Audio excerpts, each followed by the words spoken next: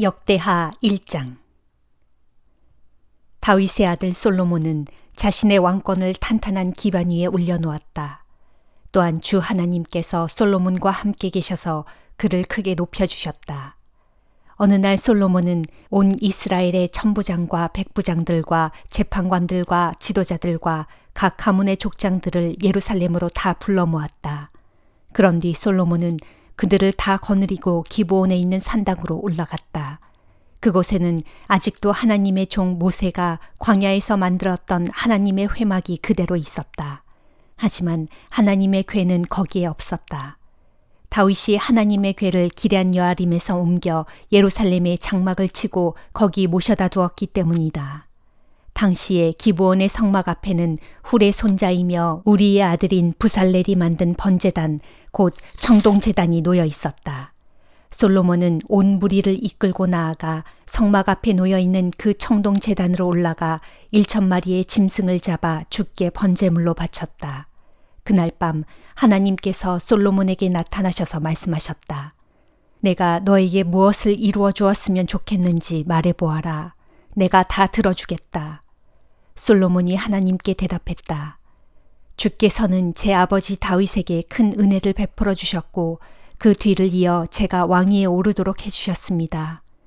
나의 주 하나님, 이제 주께서 제 아버지 다윗에게 하셨던 약속을 그대로 이루어지게 해주소서. 지금 주께서는 저를 세상의 티끌만큼이나 많은 이 백성들을 다스리는 왕으로 세워주셨습니다. 그러니 제게 지혜와 지식을 주셔서 이 백성들을 올바르게 인도하게 하소서. 지혜와 지식 없이 누군들 이토록 많은 주의 백성들을 능히 잘 다스릴 수 있겠습니까?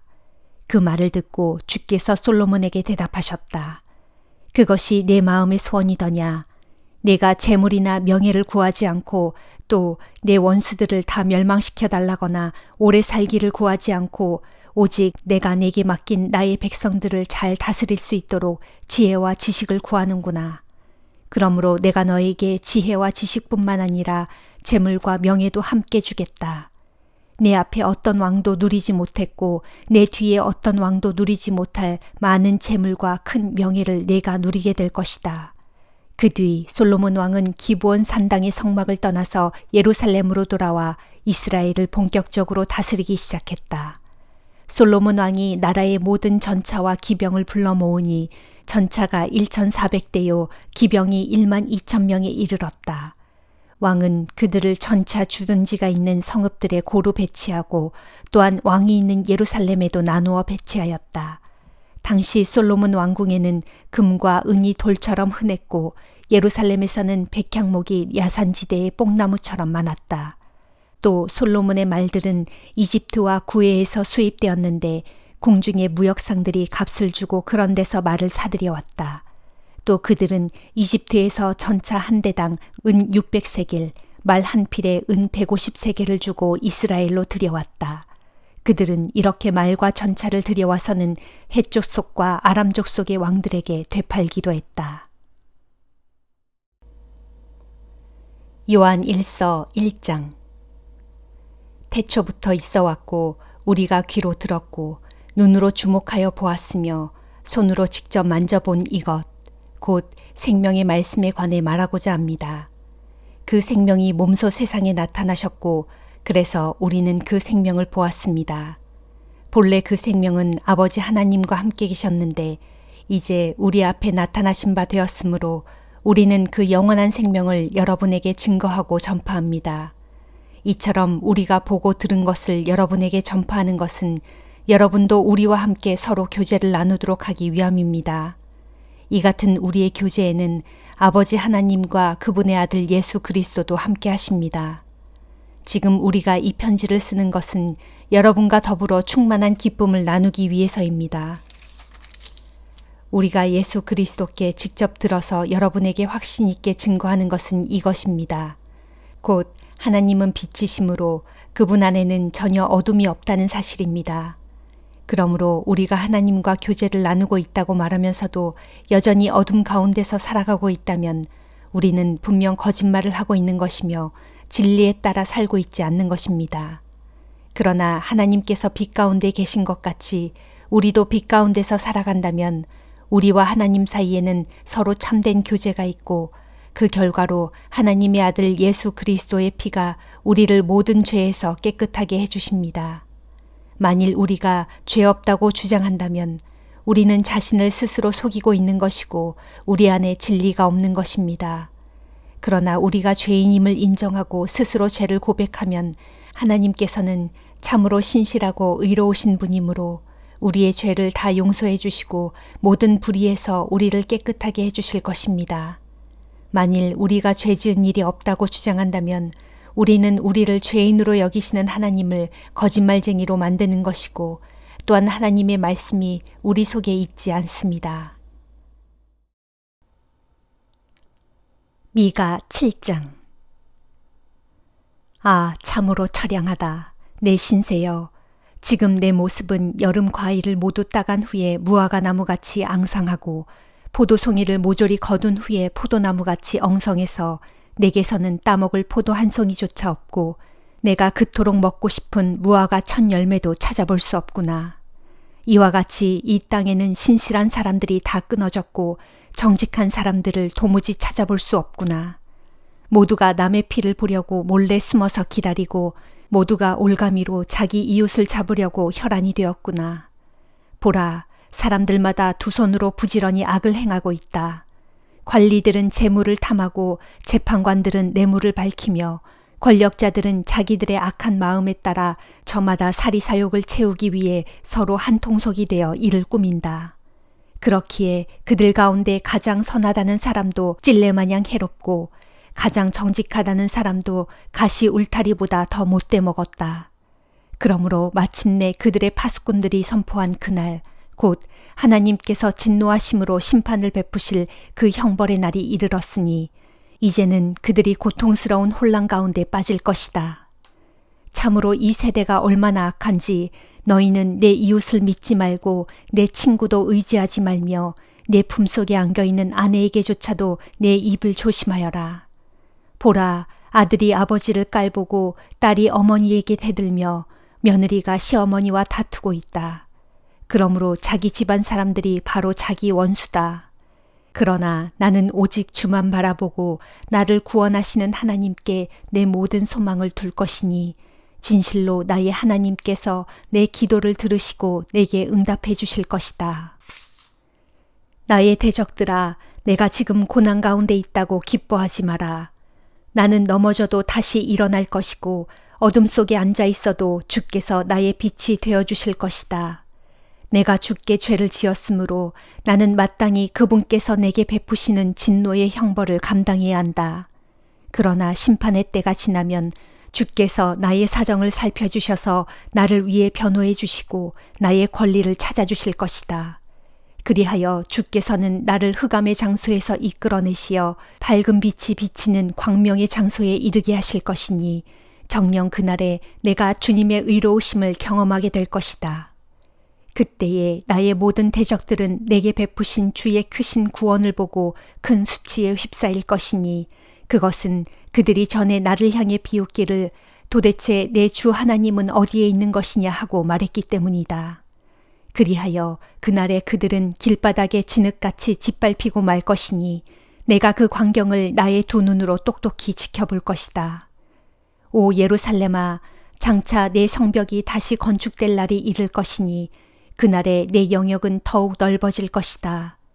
그날에는 사람들이 내게로 나아올 것이니 곧 아시리아로부터 이집트 성에 이르기까지, 이집트로부터 유프라테스 강에 이르기까지, 또 이 바다로부터 저 바다에 이르기까지, 이 산으로부터 저 산에 이르기까지 세상의 수많은 사람들이 내게로 몰려들 것이다. 그러나 내게로 나오지 않는 사람들, 곧 그들이 살고 있는 땅은 그 땅의 사람들이 맺는 죄악의 열매로 말미암아 주께 심판을 받아 폐허가 되고 말 것이다.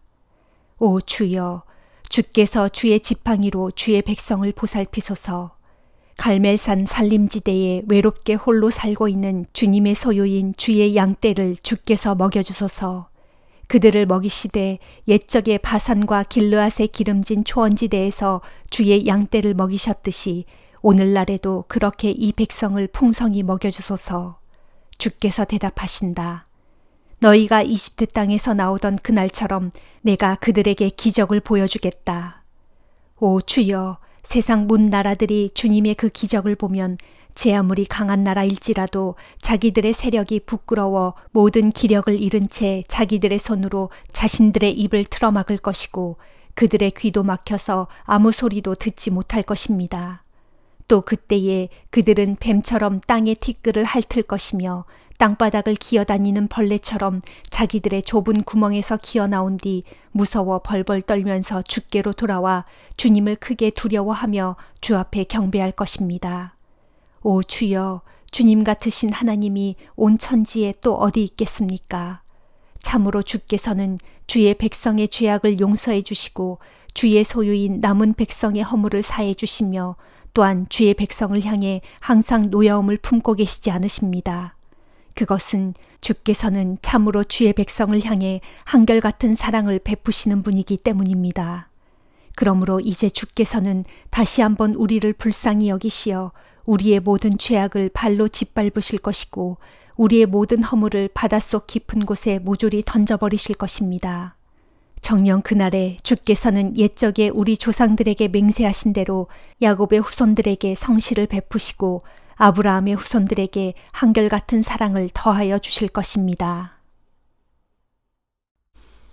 누가복음 16장. 예수께서 제자들에게 비유로 말씀하셨다.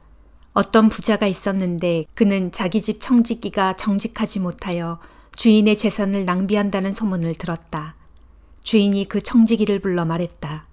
자네에 대해 나쁜 소문이 들리던데 그게 어찌 된 일인가? 빠른 시일 내에 장부를 정리해서 내게 넘겨주게. 더 이상 자네에게는 일을 맡길 수가 없네. 그 청지기는 혼자 중얼거렸다.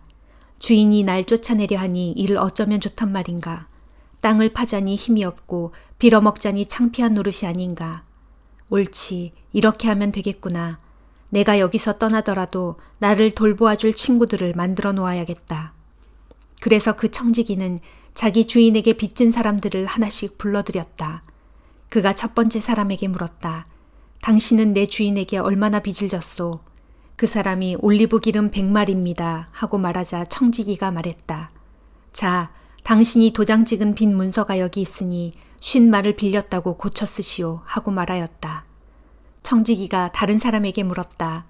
당신은 내 주인에게 얼마나 빚을 졌소? 그 사람이 밀 100섬입니다 하고 말하자 청지기가 말했다.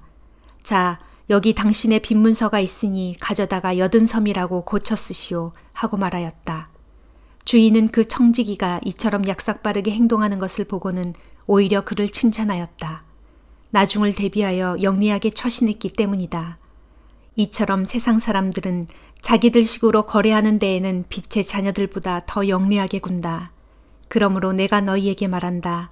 세상 재물로 친구를 사귀어라.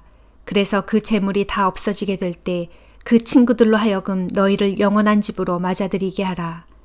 지극히 작은 일에 성실한 사람은 큰 일에도 역시 성실하다.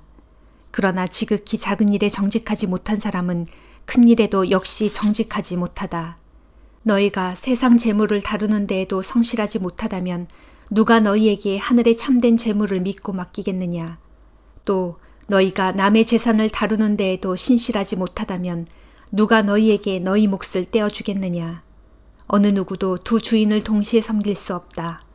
한 편을 미워하면 다른 편을 사랑하게 될 것이고 한 편을 존중하면 다른 편을 업신여기게 될 것이기 때문이다.